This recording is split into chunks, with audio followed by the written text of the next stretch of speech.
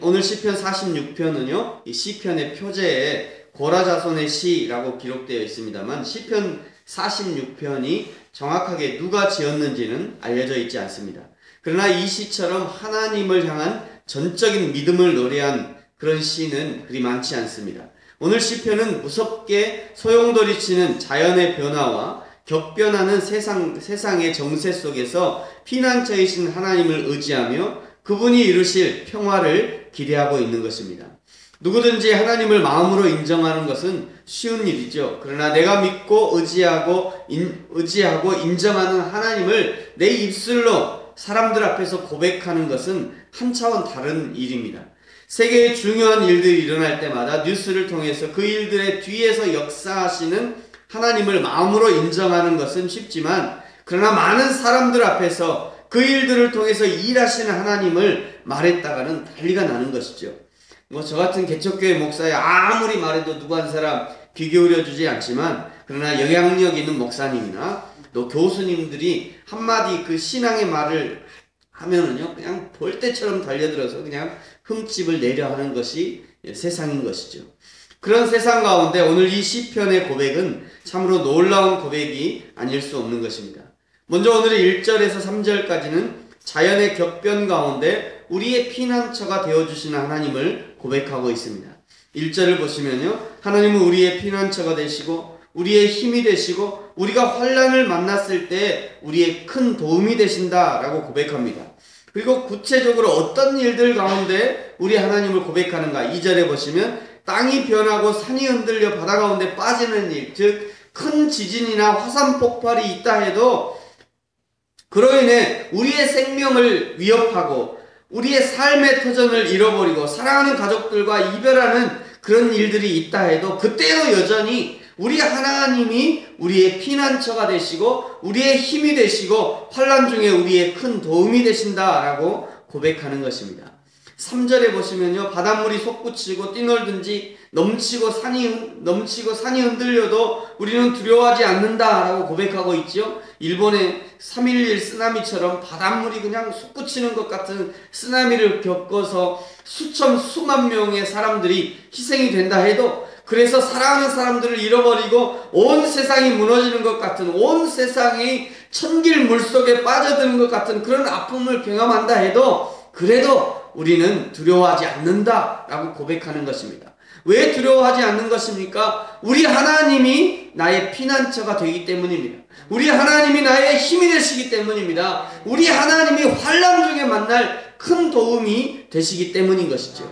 사랑하는 성도 여러분, 무엇을 두려워하십니까? 땅이 변하고 산이 흔들리고 바닷물이 솟구쳐 뛰노는 것을 두려워하십니까? 아니요. 오늘 시편 기자는 그런 것은 아무런 두려움이 되지 않는다고 고백하고 있는 것이죠. 정말로 우리가 두려워해야 하는 것은 무엇입니까? 하나님이 우리와 함께 하시지 않는 것이 정말 두려운 것이죠. 하나님을 의지하지 않는 것이 두려운 것입니다. 어느 한순간 하나님의 손을 놓고 있는 나 자신을 볼 때 두려워해야 되는 것입니다. 하나님 없는 성공을 두려워해야 됩니다. 하나님 없는 명예를 두려워해야 되는 것입니다. 하나님 없는 신앙생활을 두려워해야 되는 것이죠. 결국 신앙의 싸움은 외부에 있는 것이 아니라 사실은 내 안에 있는 것입니다. 끊임없이 이 싸움을 해가야 되는 것이에요. 그래서 신앙생활이 쉽지 않다고 말하는 것입니다. 오늘 1절부터 3절까지는 땅과 산과 바다의 요동 속에 우리 하나님이 피난처가 되신다고 고백한다면, 이제 4절부터 7절까지는 역사의 풍랑 속에서 피난처가 되시는 하나님을 찬양하고 있습니다.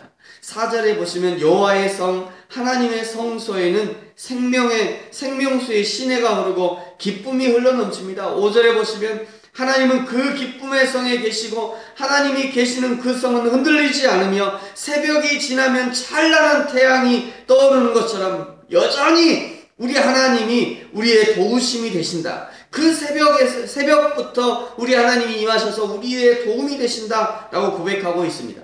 6절에 보시면 많은 나라가 떠들고 왕국이 흔들리고 세계 곳곳에 전쟁의 소식과 테러의 소식과 정권 교체가 이루어지고 왕조가 바뀌고 구테타가 일어나고, 7절은 우리 다 같이 믿음으로 7절은 같이 한번 고백하겠습니다. 시작. 만군의 여호와께서 우리와 함께 하시니 야곱의 하나님은 우리의 피난처시로다. 셀라. 아멘. 비록 정권이 흔들리고 왕국이 흔들리고 세계 곳곳에서 전쟁과 테러의 소식이 있다 해도 여전히 우리 하나님이 우리의 피난처가 되심을 고백하는 것입니다.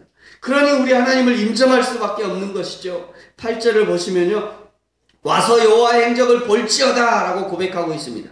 여호와를 섬기지 않는 땅, 여호와를 인정하지 않는 땅, 여호와 하나님을 경외함이 없는 땅은 하나님께서 황폐한 황무지로 만드십니다. 그러나 9절에 보시면 그러나 여호와 하나님을 의지하는 땅, 여호와 하나님을 섬기는 땅에서는 전쟁도 쉬게 하시고 화를 꺾으시고 창을 끊으시며 전쟁하려고 준비하는 수레는 불살라 버리시는 것입니다. 더 이상 전쟁이 필요 없다는 의미이죠. 전쟁이 필요 없으니까 준비한 수레를 쪼개서 불쏘시개로 사용하는 것입니다. 그리고 10절에 보시면 이렇게 찬양하고 있죠. 너희는 가만히 있어 주가 하나님 되말지어다. 열방과 세계 가운데 주가 높임을 받으리라. 이 찬양이 바로 이 찬양인 것이에요. 20절이 말이죠. 그렇기 때문에 설령 우리가 대적자들에게 공격을 받는다 해도 우리는 하나님을 의지할 수 있고 하나님을 향한 신뢰를 계속 보여드려야 되는 것입니다. 설령 나의 한계에 부딪혔다 해도, 설령 도무지 앞이 안 보이는 수렁 속이라 해도, 설령 대적자가 나를 둘러쌌다 해도 여전히 우리 하나님이 나의 도우심이라고 오늘 시편 기자는 고백하고 있는 것입니다. 11절을 오늘 시편 기자의 마음으로, 그리고 이 고백이 우리의 고백임을 인정하면서 다 같이 믿음으로 우리 11절을 고백하겠습니다. 시작. 만군의 여호와께서 우리와 함께 하시니 야곱의 하나님은 우리의 피난처시로다. 아멘. 아멘.